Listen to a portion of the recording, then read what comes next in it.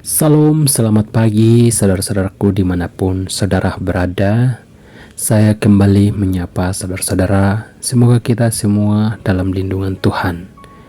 Dan di pagi hari ini, sebelum kita merenungkan firman Tuhan, saya mengajak saudara-saudara untuk kita berdoa terlebih dahulu. Mari kita berdoa. Bapa di surga, terima kasih atas penyertaan-Mu dalam peristirahatan kami. Hingga pagi hari ini kami boleh dapat bangun dengan tubuh yang sehat. Dan sebelum kami melakukan setiap tugas dan aktivitas kami sepanjang hari ini, kami mau menyerahkan seluruh hidup kami ke dalam tangan kasih-Mu. Tuhan, Engkau menolong kami, kemanapun kami pergi, Engkau selalu ada bersama dengan kami. Dan pada pagi hari ini, kami mau membaca dan merenungkan firman-Mu. Karena kami tahu, dalam setiap langkah kami, dalam setiap hidup kami, dalam pertumbuhan iman kepercayaan kami, hanya melalui firman yang kami bacakan dan yang kami renungkan setiap hari. Di dalam nama Tuhan Yesus kami siap merenungkan firman-Mu. Amin. Hidup kita seringkali lebih berliku-liku daripada apa yang kita bayangkan saat ini. Begitupun bangsa Israel, hidup mereka penuh dengan liku-liku. Bangsa ini telah masuk ke tanah perjanjian, terbuang ke Babel, lalu kembali ke tanah mereka. Lalu bagaimana bangsa Israel memaknai sejarah dan tujuan hidup mereka sekarang ini? Silsilah di dalam kitab 1 Tawarik ini menunjukkan sejarah Israel, baik yang membanggakan maupun yang tidak membanggakan.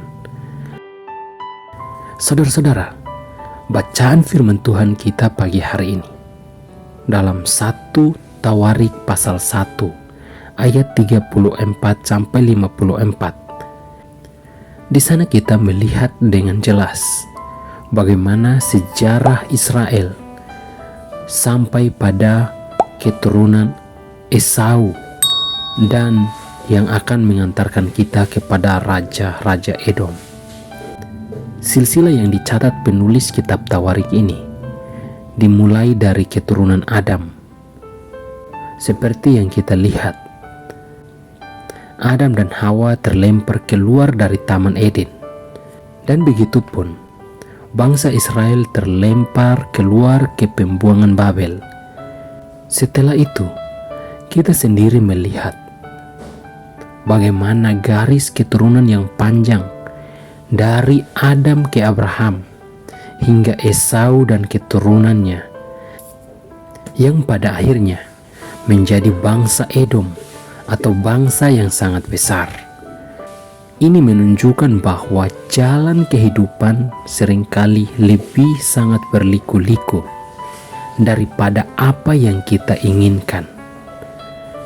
Melihat dari sejarah kepulangan ke Yerusalem, begitu muncul banyak pertanyaan-pertanyaan yang mungkin kita pertanyakan.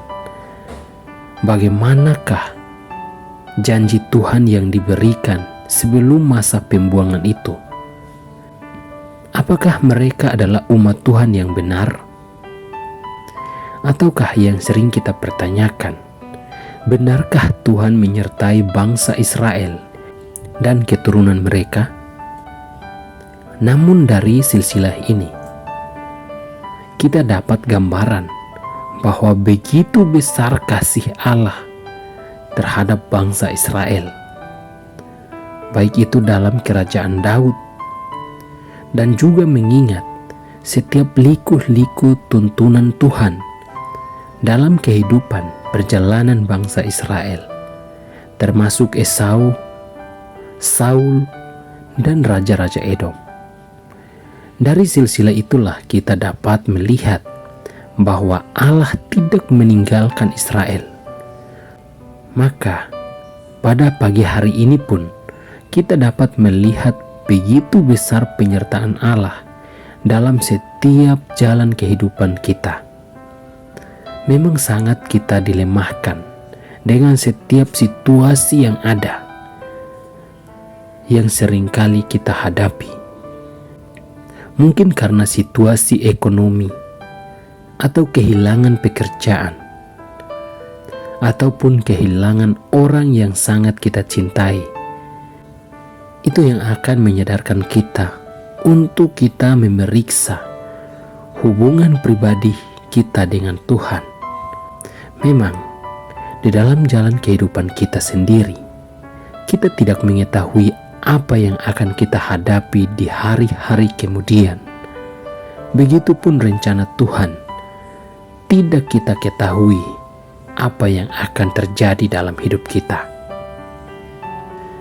Dari firman Tuhan yang kita renungkan pagi hari ini, kita diingatkan dalam pekerjaan Tuhan dan juga menyimpan berbagai rahasia tentang gambaran besar rencana Allah di dalam kehidupan kita. Namun Allah sangat senang jika kita mengarahkan hati kita kepada Tuhan, dan Tuhanlah yang selalu menuntun hidup kita. Percayalah, dalam setiap liku-liku kehidupan yang kita jalani saat ini, Tuhan tak pernah meninggalkan kita, karena kita adalah anak-anak-Nya. Mata Tuhan selalu tertuju pada kita. Mari kita berdoa.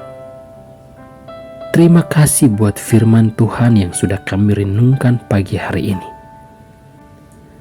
Dari kehidupan bangsa Israel. Dan kami juga diingatkan ketika kami diperhadapkan dengan situasi ekonomi, kehilangan pekerjaan, atau kehilangan orang-orang yang kami cintai. Kami disadarkan bahwa penyertaan Tuhan selalu sempurna di dalam hidup kami. Rencana kami sangat terbatas, tapi rencana Tuhanlah yang terbaik di dalam kehidupan kami. Oleh sebab itu ya Tuhan, kami datang dan menyerahkan seluruh hidup kami ke dalam tangan kasih-Mu ya Tuhan. Engkau yang menolong dan menyertai setiap perjalanan hidup kami sepanjang hari ini. Dalam nama Tuhan Yesus kami berdoa dan mengucap syukur. Amin.